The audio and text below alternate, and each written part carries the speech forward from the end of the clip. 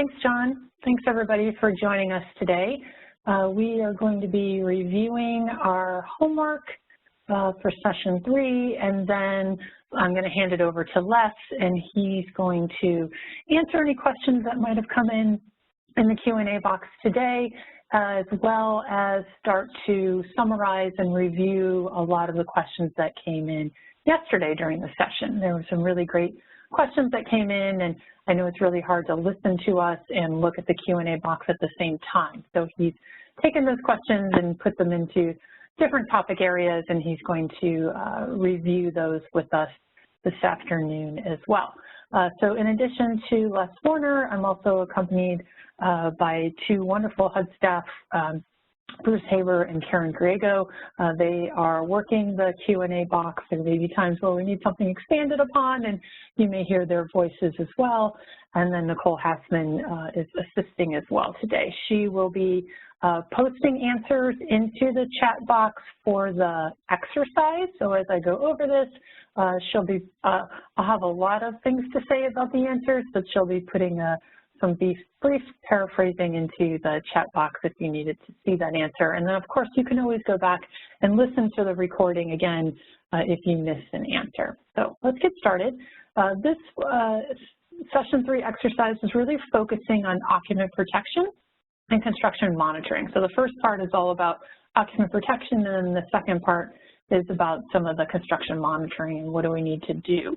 So we know we're working with the Williams family. We know that they're doing homeowner rehab, and their project cost came in about $16,000. So we knew that that was in the over 5 to 25 range for interim controls. And there were approved contractors that were provided to the Williams. We had the bids come in. Looks like we picked the lowest bidder, Silva Contractors, who are going to do the work for $16,300.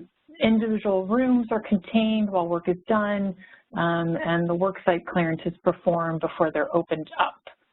The Williams have access to their kitchen and bathroom through most of the work, but they do need to relocate from their home during week 4 of the construction project while work is being done on the kitchen and bathroom. They're not going to be able to access the kitchen and bathroom during week 4, and so they need to be temporarily relocated. They're going to be away from their unit for a week. So let's go into some of the questions. I'm going to be, sorry, I now have the exercise up on the screen, so you should see the same thing that I'm looking at. And as I scroll down, remember you need to click on the toolbar that's on the right-hand side and move the screen down yourself, okay? So I can get us to the screen, but you need to move it down yourself. So now that we all see the same questions, let's go into question number 1. What are the steps involved in temporarily relocating the Williams family? So remember, this is a homeowner rehab program, so it's considered voluntary. But the town does not need to provide financial assistance for the family to relocate, because they came to the town asking for their home to be relocated. So we consider that voluntary. So we do not need to provide financial assistance for the family for relocation, but the town does need to have clear guidelines about what the homeowner is going to pay for, what the town is going to pay for, and have the Williams agree in advance to what's decided for the relocation. And we want to make sure that the Williams know that they're going to have to move out of their unit for a week, and they're not going to be able to go back into their unit during that week. So we want to make sure that we have guidelines in place, that those are shared with the Williams so they know what the plan is. We also want to make sure that the Williams family is given adequate notice. We don't want to show up on Sunday and say, you got to get out tomorrow. We want to make sure that they know on the schedule when we expect the move to happen. We need to let them know if anything's changed, if something is going to be pushed back a little bit. So they need to be they need to know well in advance what the schedule is going to be so that they can prepare and know when they can get back into their unit. We also want to make sure that the park town has a relocation policy in place and that they're following it consistently. So we want to make sure our written, consistent policy is always required if any assistance is provided to the program beneficiary. I worked one time going through some files at a grantee, and we were looking through their different relocation files, and I saw that one family had gotten $200, and I saw another family had gotten like $1,000, and I said, well, I don't understand the difference. And they had heard $200, but the policy wasn't written clearly, and so one staff person thought $200 was the max, another staff person thought $200 a day was what somebody was supposed to get. So we want to make sure we have a written policy in place so that it's being applied consistently. So let's look at question number 2. How do you establish the relocation unit is lead safe? So the relocation meaning the temporary relocation unit that the family needs to go to for this week. How do we make sure that this unit is going to be safe? Well, you could say that they need to go to a unit that's post-78. That's one way. So if the unit is post-78, we know that lead-based paint is not an issue.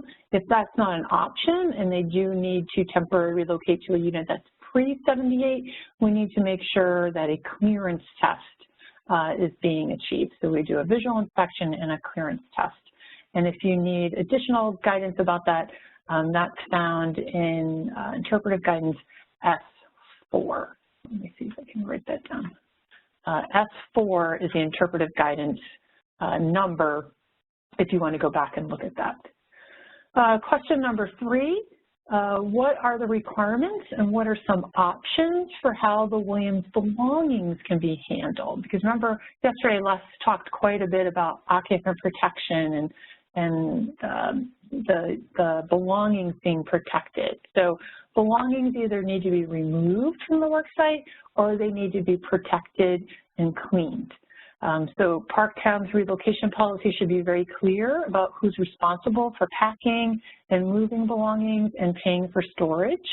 Parktown might want to establish a relationship with a moving or a storage contractor if they end up having to do this quite a bit. We could also decide to have the family's belongings in a locked container on the property or in the street in front of the property and provide the family with a key. If you think that there might be a situation where a family will try to get back into the home during that relocation period, and we really don't want them in the home during the relocation period because there's going to be a lot of hazards there, it is recommended that the locks be changed on the house. So just a couple of different things to keep in mind there. Let's look at number 4. What needs to be done before the Williams move back into their home? So they were able to stay safely in their home for a couple weeks. They couldn't get into the kitchen and the bathroom, so we relocated them for a week. But now, those parts are done. What do we need to do so that they can come back in safely? There's still work being done in the home, and we're not completely done with our project yet, but how can we get them safely back into the home? Well, the contractor has to obtain interim clearance. So remember we talked about that. We could do interim clearance, continue work, and then have a final clearance. So the contractor can get interim clearance of the areas that the Williams are going to occupy, and then we need to have final clearance at the end of the project. And we also want to issue the Williams a notice to reoccupy the home so that we have proper documentation. We did an interim clearance. We know those areas are going to reoccupy are safe at this time. We'll give them a notice so that they know they can go back into the home. And then when the project is complete, we will get a final clearance, and then we'll provide them with a final notice of lead hazard activities. All right, so number 5, what if the Williams were an elderly couple? Would they still be required to relocate from their home for that week? Well, we had a lot of discussion in the Q&A box about this yesterday, but the short answer is no. An elderly couple is not required to relocate. There is an interpretive guidance question that addresses this. We talked about it yesterday, but it's J24. So if you're scrolling down, you can see that I'm writing J24 on here. It's that last paragraph under J24.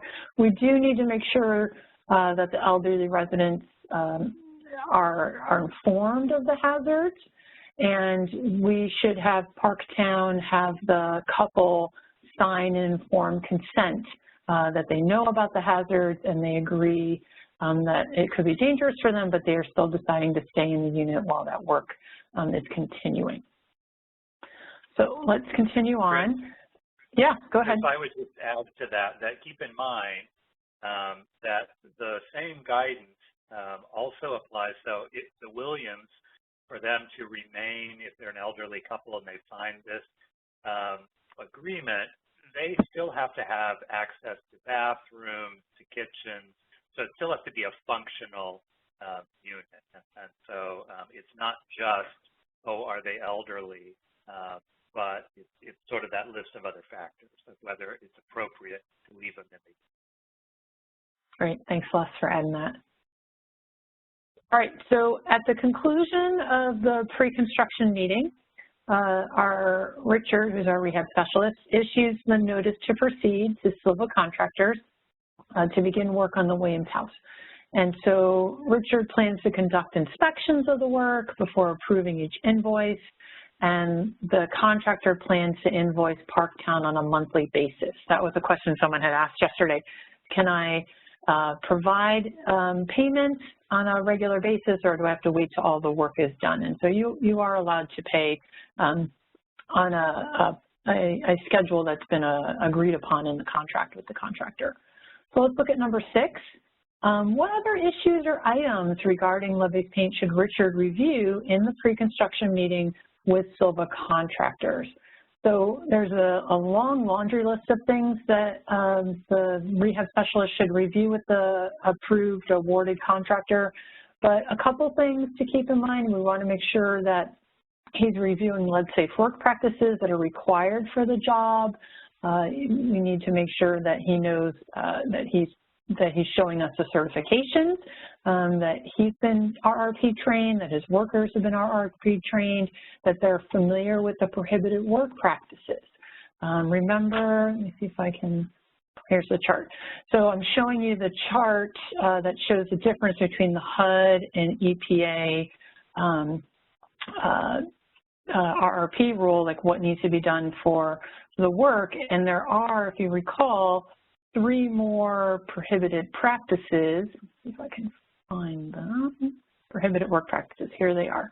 Okay, so remember, EPA only has 3 prohibited work practices, but HUD has 6 prohibited work practices. So we want to make sure that Richard is reviewing with Silva Contractors, oh yay, I'm glad you're RRP trained, but this is your first HUD job, and you need to know that HUD has 3 more additional work practices or prohibited work practices that cannot be used during this rehab.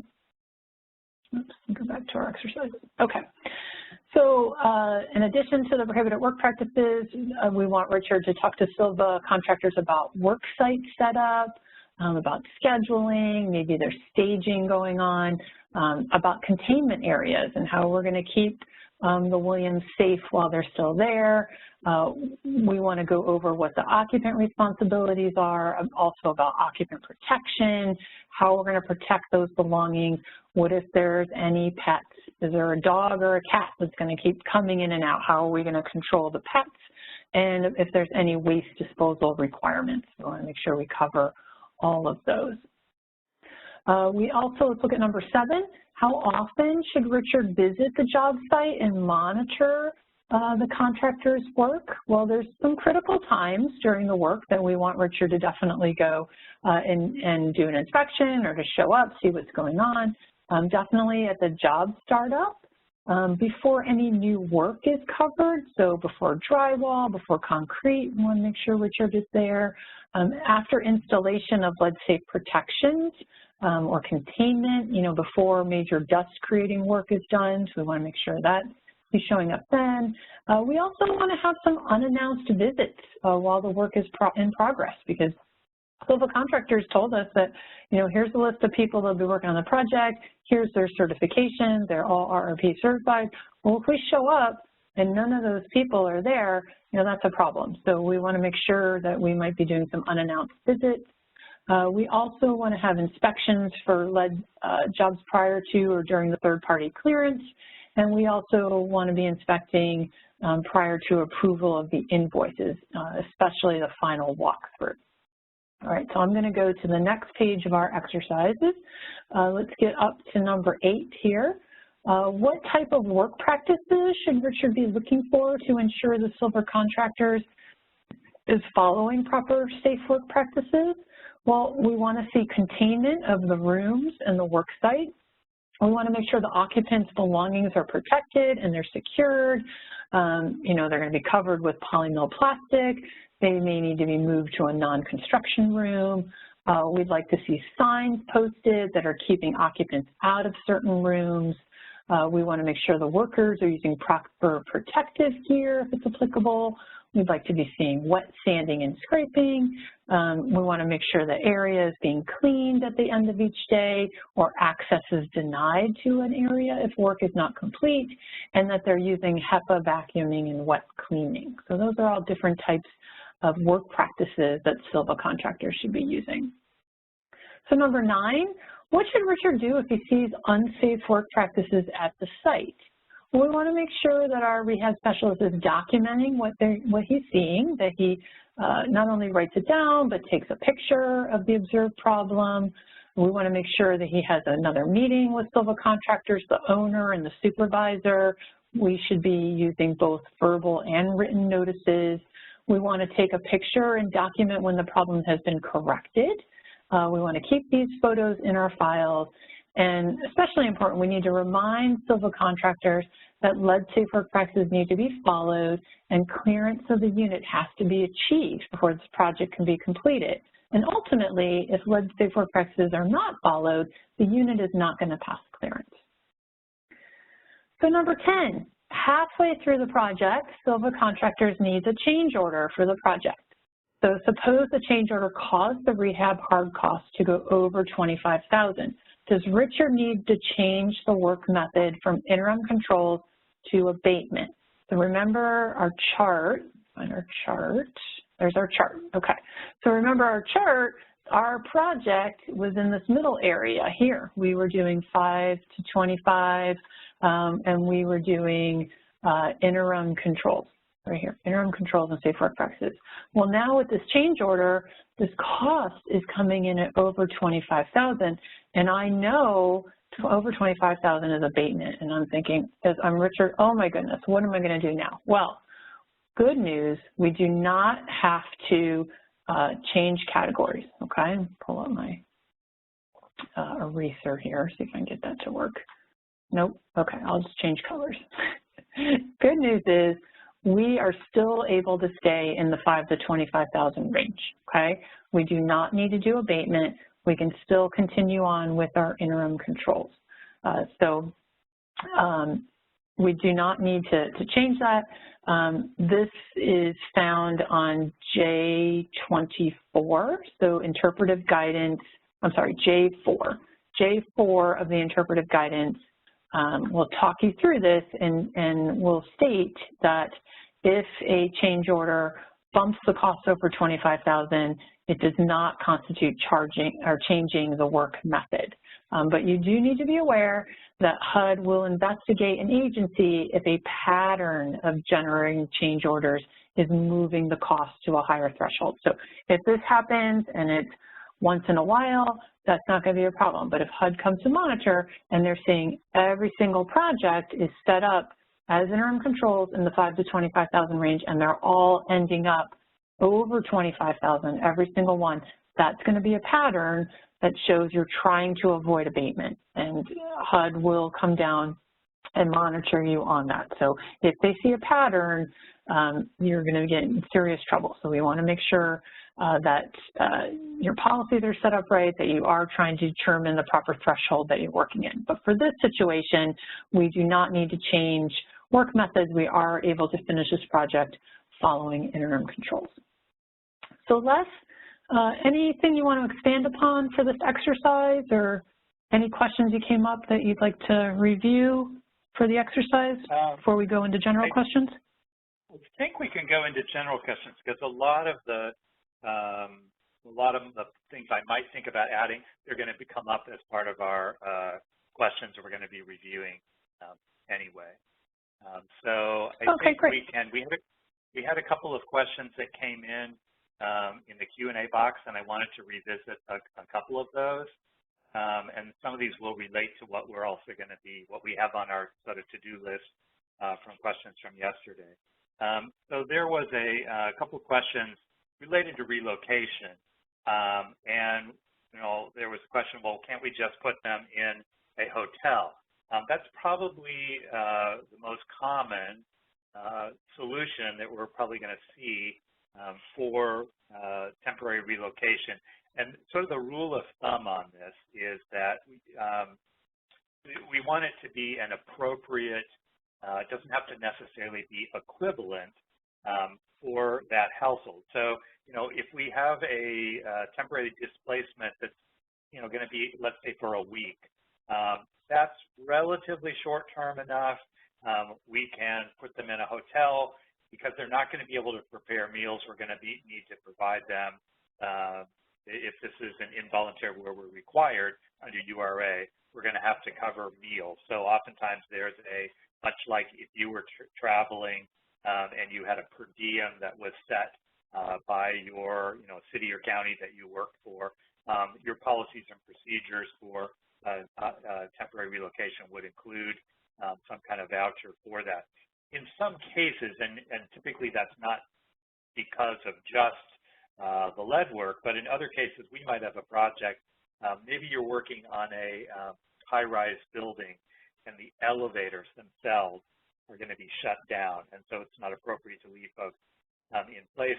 So those relocations might be longer, not necessarily from the lead work, but the overall scope of things.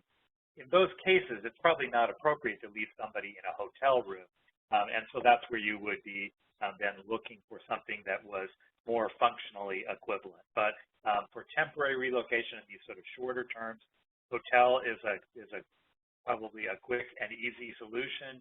And if hopefully those units are also constructed 1978 or later, then they also could be determined as lead-free. And so that also handles this issue about, we talked about a replacement unit has to be inspected and found to be safe on that. Let's see what else was in here.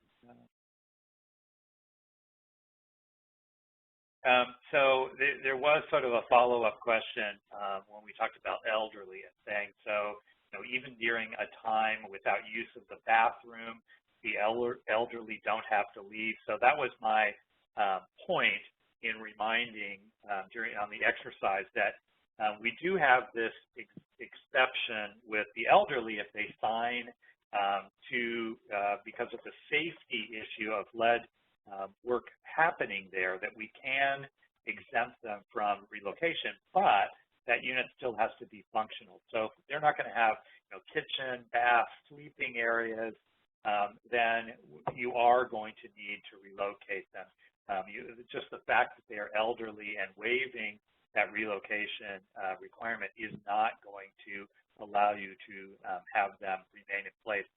And I would just note here, from having worked with programs that were doing a lot of homeowner rehab projects that mostly included lead, is that sometimes it's also going to be most efficient to be able to temporarily relocate that household off-site so that you are, sort of not working around that household and their possessions. Kind of thinking about the site that you're working in, you may have some particular areas that could be cordoned off, but what's the pathway for the contractor and his workers getting in and out of that particular work site? And so sometimes it's just easier to be able to temporarily relocate, and that may then free up some space in that house to be able to move things from the work areas and store them, secure other areas of that house. I will also note that in programs that I worked with, we oftentimes observed issues that in the hours that the contractor was not working, that those household members, despite the fact that it had been very clearly told to them that, we are cordoning off the work site and that you cannot enter that they would find evidence in the morning that folks had gone in to retrieve something or just to look around and see what was happening. So you may want to consider going ahead and doing the relocation. There was a question about, can a designated room that won't have any work done be taped off and used to store household items? Absolutely, and that's probably the easiest solution. I also have seen programs that might not have been providing temporary relocation, but they provided a storage pod that was delivered to that property, and the owners were required to clear those work areas, and that gave them a way to store those items. And sometimes that's going to be in some pretty specific language for the owner of what their role is in this, and when that needs to be done, so that we don't have delays in work on that. I wanted to just revisit, we had a number of questions about voluntary and who's going to pay for the cost. So we had a slide where we talked about Uniform Relocation Act mandates when it is an involuntary involvement, that there are very specific benefits that have to be provided. So I think the most common case is where we have tenants. So it's going to be the owner who is signing up to have rehabilitation done on their property. So that tenant is not considered to be voluntarily participating in that. So tenants are always going to be covered under Uniform Relocation Act. And so any temporary displacement, you will need to cover those costs, and you will need to follow the guidance for Uniform Relocation Act, which sets timelines and the kind of notices, perfect, thank you, that need to be followed. And the go-to guide on that is the HUD 1378 Handbook. You can just Google that. It's posted on HUD.gov. I believe it's available under the HUD Exchange also. But that gives you the details on that. But in a lot of our programs, we are doing owner-occupant rehab. And so in that case, because the owner is voluntarily participating in that program, the URA requirements themselves are not triggered. So you as the grantee have to, as part of your planning, decide, what's my approach going to be? Am I going to provide some what we would call optional relocation benefits? So these are benefits that are not required under URA, but you've decided we are going to provide some relocation benefits. That's an eligible expense under both CDBG and home. I would think most programs are going to find that as an eligible cost. So as Chris mentioned, you need a really clear policy that everybody's going to understand on what those benefits would be. You might have a maximum timeline on that. And so that's how you're going to determine what you're going to provide for those households that are participating in your program.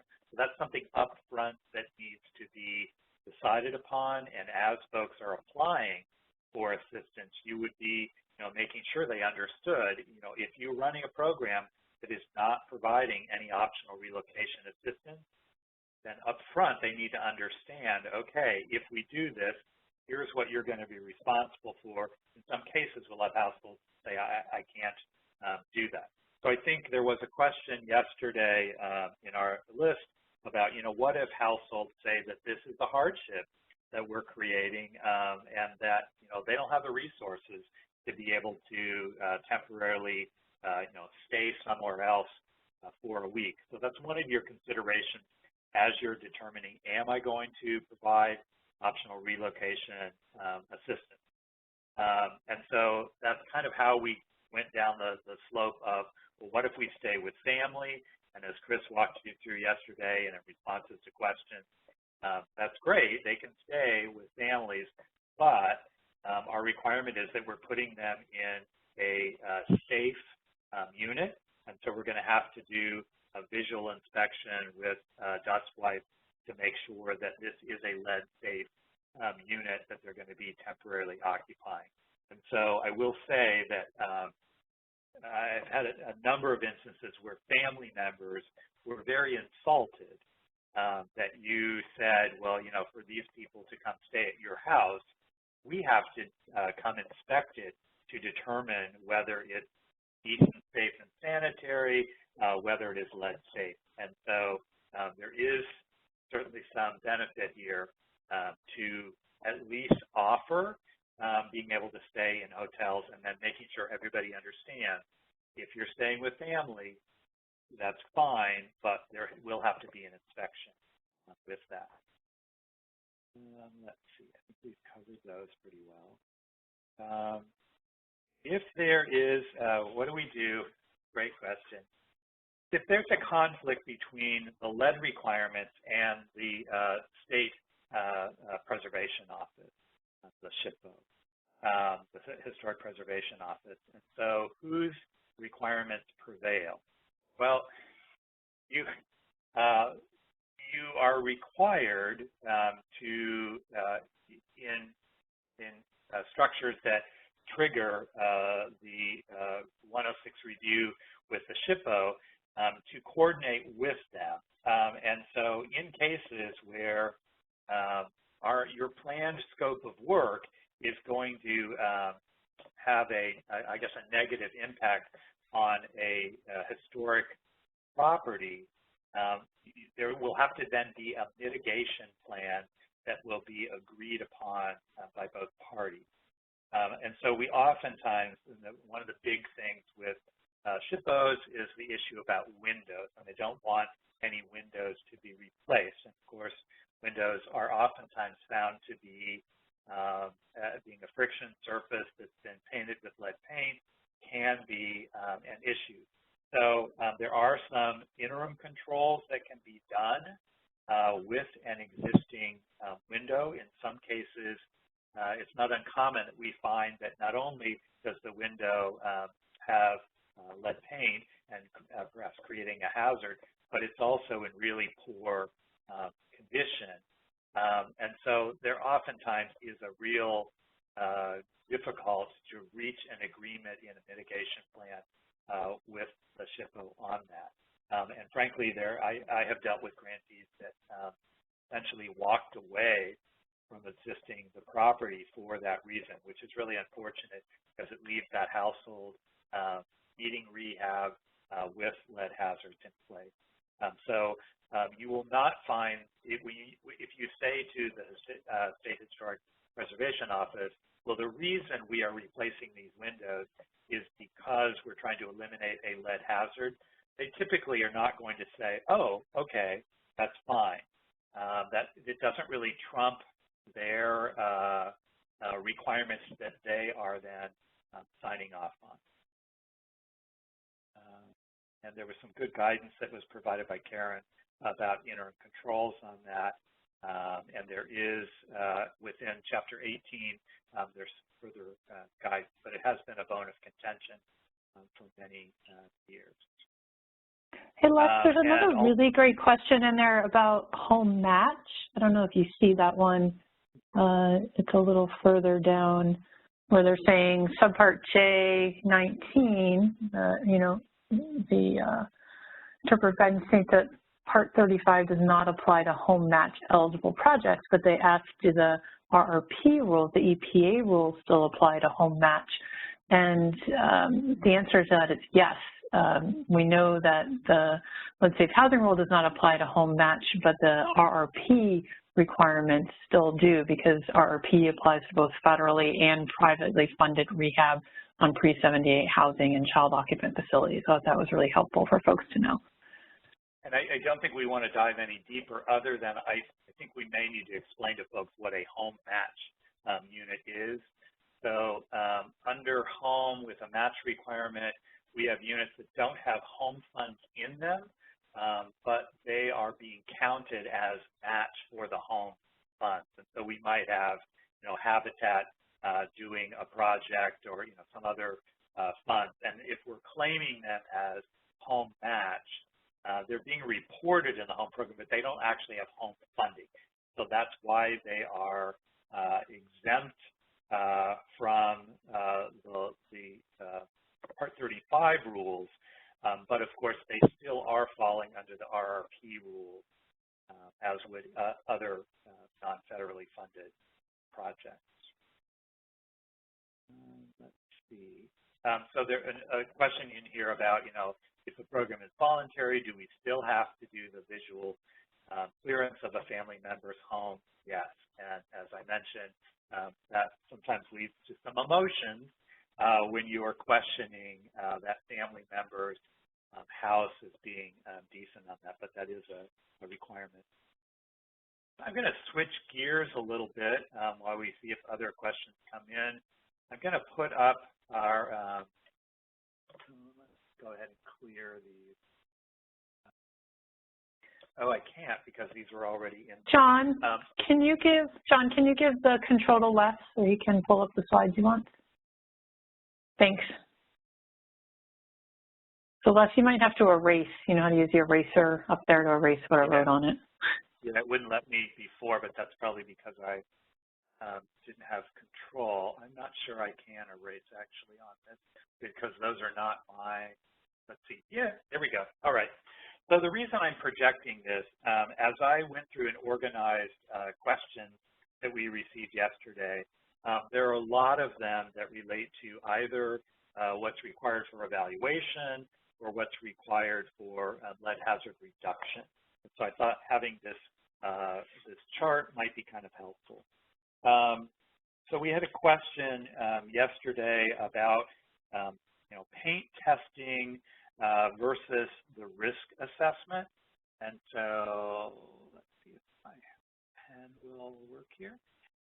So when we talk about the evaluation work that's being done, we list here about paint testing and risk assessment. And folks were saying, well, I thought the risk assessment included that.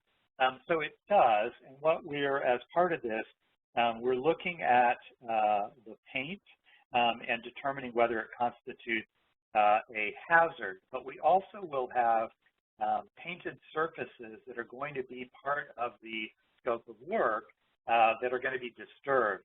And we don't actually know at that point whether they contain lead or not. So we're using the XRF machine to determine is there lead in either these unstable surfaces or these surfaces that are going to be disturbed by the work that we're doing. And then the risk assessment is essentially based on what was determined from the testing, going to determine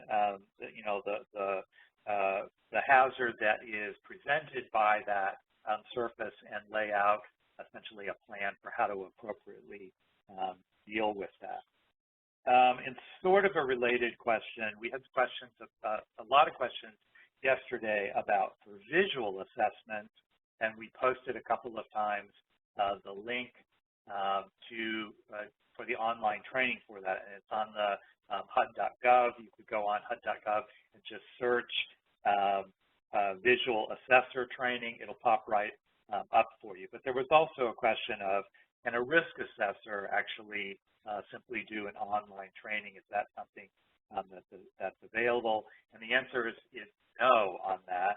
The EPA or the state-led program is going to require a higher level of training, and we provided in the second session some linkages for finding out where that training was available in your area. Typically, you can go to the state EPA site. In some cases, you could also go to the state health department site, and there would be information about the training that was available. There was a question that we didn't get to yesterday, and a person asked about, how do I get soil samples if I have, winter weather, I've got a bunch of snow in place. I would presume that in some cases, you're going to be able to clear a spot and be able to take that sample, but where you're sampling is based on bare soil. So if you've not been able to observe in advance of that where that sampling needs to take place, you're not going to be able to do that at that point. I wondered if Karen or Bruce, if there was some further guidance about, the timing on that and documentation about why you were doing it after the fact?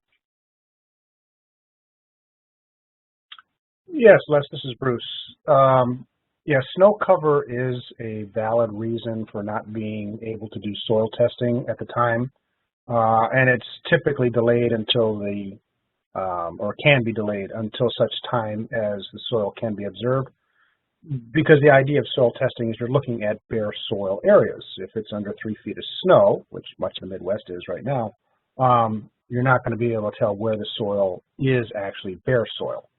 So delaying it until it's spring thaws, and it would depend. Like on upper Michigan, it would be later than it would be in northern Alabama. And is your thought that they could go ahead with the project itself, with at least the interior work, and then when they could do the testing, then take on whatever hazard mitigation needed to be done on the exterior? Yeah, that actually is a kind of a common occurrence where there is a separation in the colder climes between the interior work done in, say, December through March, and that's separated from the exterior work. And actually, the XRF doesn't work really well when it's cold outside either. And one thing I would just mention, so yesterday when we were looking at the visuals, one of the things that when the lead work is being done, generally we're going to have the HVAC system turned off, or at least cut off from the work area, because we're trying not to stir up dust. So in some cases that also might have an impact on keeping people on site and the timing of when you're actually going to choose to do some of this work. We also had a question that we didn't get to yesterday, which was asking about, they're working on a roof of a 1940s house, and once they get partway into the project, they then determine that they've got some fascia boards that are going to have to be replaced. And so, asking about if it's above the de minimis level, will they have to stop the project and test for lead?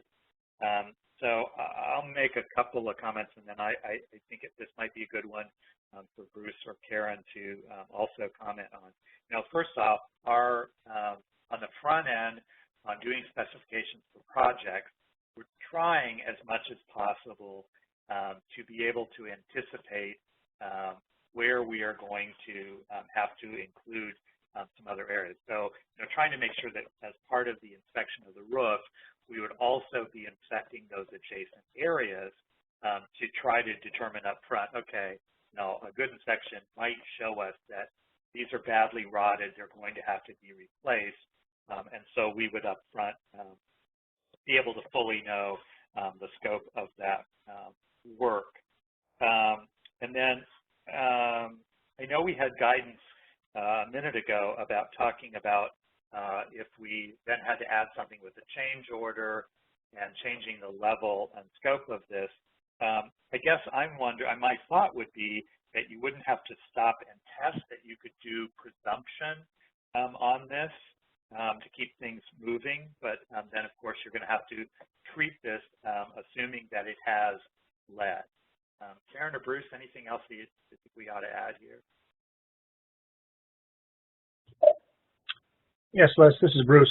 I think you described it well there, and there's the only thing I'd be worried about would be like if this is a common occurrence, say you have a roof project, roof program, and you're always changing. The program is always kind of like, oh, at the last minute finding that there's a paint issue involved. Then there's a pattern of omission.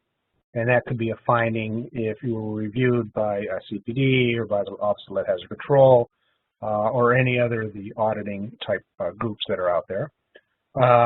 So it should be your policy. There should be a written policy as to what the program would do under conditions such as that.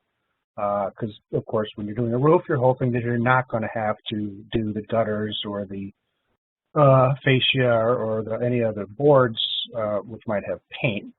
But sometimes you do run into a change. And as with the scope of work and the dollar value changing, as long as it's occasional, and because change orders do happen, and not consistently found that way. So not the perfect answer, but an answer. No, I think and it actually reminded me of what I was thinking about during the exercise when we talked about a change order, and if this is a pattern. That would also be true if we weren't talking about lead and we were talking about a rehab program under CDBG or home, that it's going to be questioned on what's going on with your inspections up front, that you are then, having a pattern of change orders. And so I do think it is one of the things that should be sort of triggering is to ask, is there something that I could have done that would have anticipated this? I mean, certainly with rehab, as we are uncovering surfaces or, opening a wall up or something, there are some surprises that occur. But when we see a pattern of that, it also can be a question about, are my inspections adequate for, just the scope of work that needs to be done for the rehab itself, not even including the lead work as part of that. All right, let's see. So there was also a question that came into the chat yesterday that we didn't get to, and it was asking about for repair programs through HUD, does HUD require a full risk assessment for a project such as a porch repair, or just inspection and assessment of the area where the work is going to be done? And so depending on what our level is, we're going to be following this approach of testing, but we're going to be looking at areas that are going to be part of our work area. Now, keep in mind that depending on the funding source that you are using, so for instance, the home program would not allow you to do a porch repair, let's say, as your scope, and not review and inspect the entire house to make sure that it met their property standards, which include, let's say, housing rules. Whereas CDBG, under emergency home repair, would allow you to do just, one portion of that. So doing a porch replacement or doing a roof replacement. So you not only have to follow the lead regulations, but you also have to follow what your program requirements are to make sure that you're inspecting the areas that are required. Let's see. And then under treatment, we had a couple of questions that I wanted to make sure that we visit. One of those we've answered in the homework. There was a question about when you say abatement must be done by an abatement firm, does that not include a lead certified contractor? And so I think it's really important people be clear.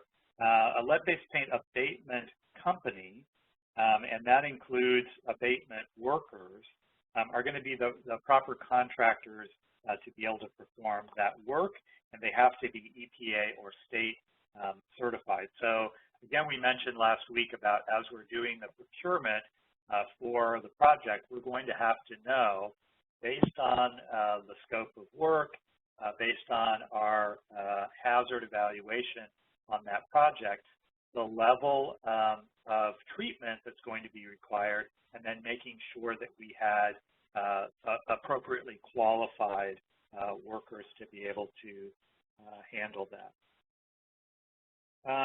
Let's switch gears to a question about clearance.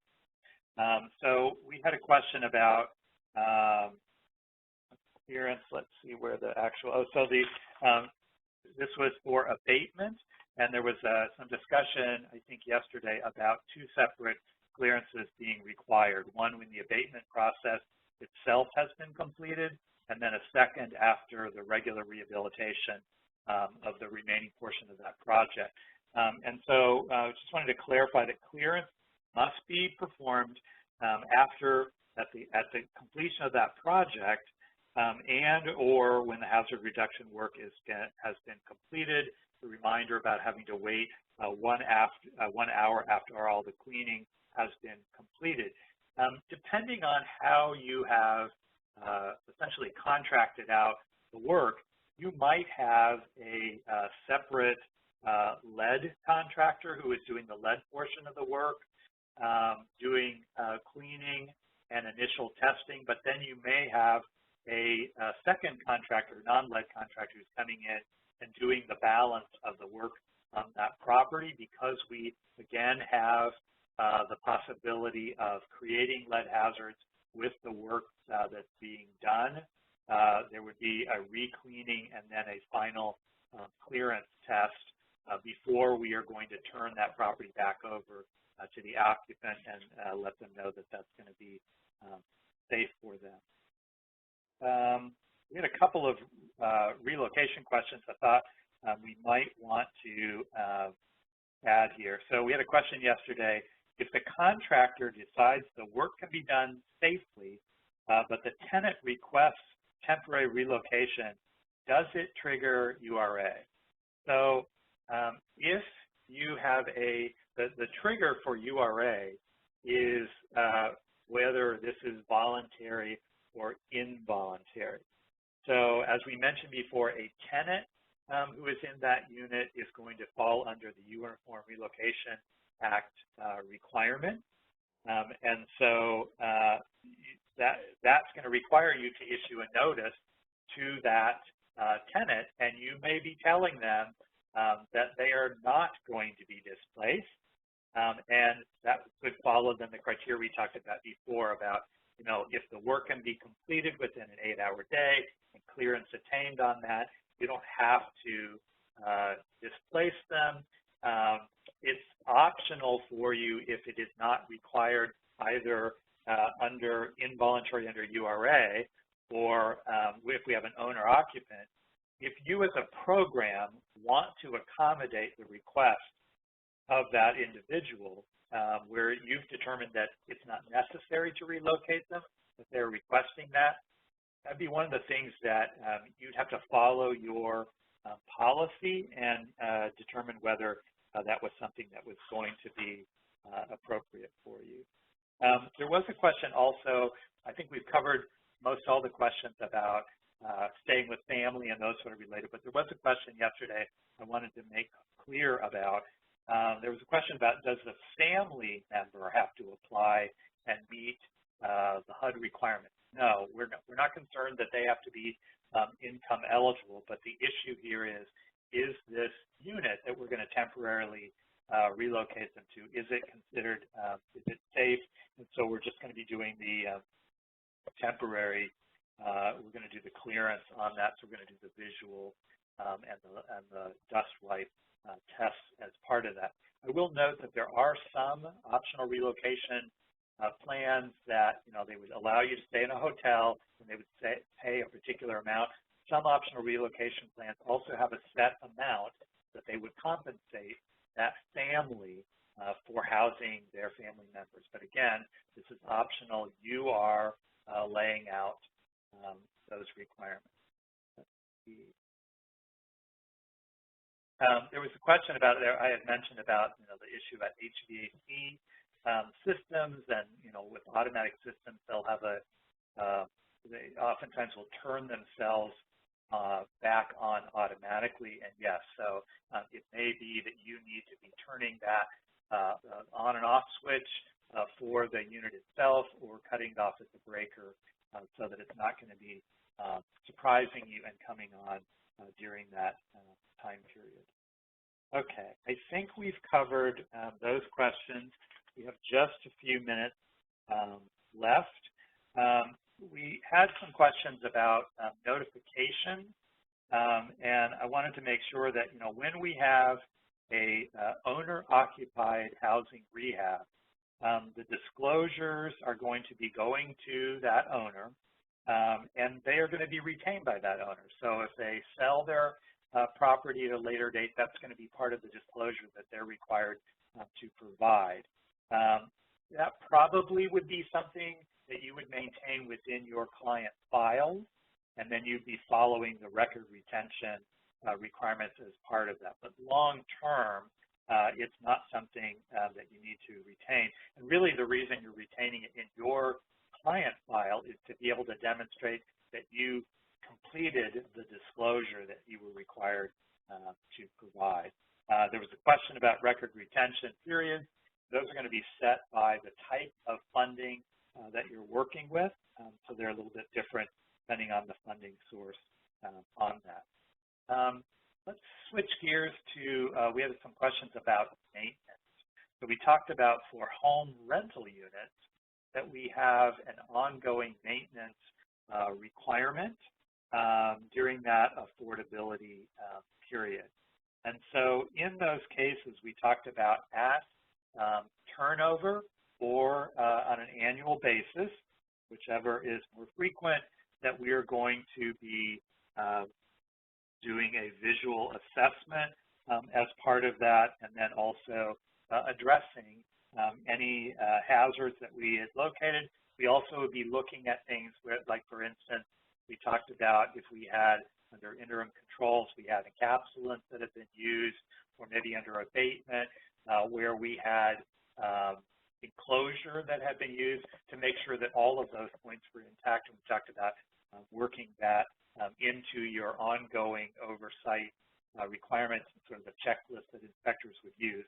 But our question was, if we, for projects that are home funded, which is our thing, are we talking about all the units, or are we talking about the home assisted units? So this requirement would be for the home assisted units and for common areas. So we might have done abatement and done some enclosure of some surfaces in some of those common areas. We're going to have to make sure that we follow those. So there was a question about, if they're fixed or floating. We're going to make sure that we are looking at our home units at that point, and then also any common areas that were part of that. That would also, there also was a question about, if we're doing some kind of ongoing maintenance, do we need to make sure that we follow our do no harm category here, which we highlighted earlier, and list less than $5,000. I guess I would note here that depending on the ongoing maintenance that's being done, if you have something of a larger scale, then I would think that you would have to also follow what is being triggered based on this chart. Let's see, a couple of other things I just wanted to mention before we end. So next week, we are going to be talking about acquisition, leasing, supportive services, and operations. So we had a number of questions that came in this week about if we're providing rental assistance. Next week is when we're going to be going into quite a bit of depth about that. So it'd be really important that you participate in next week's session. And that would also include folks that are doing home buyer assistance with less than $5,000 in rehab. That's part of that program. So make sure that you join us next week for that session. Chris, any other things that we ought to add before we close today's session? No, I think you covered everything, Les. Thanks. Just thanks to everybody for coming today, and we hope you can join us next week. Great. Take care, everyone.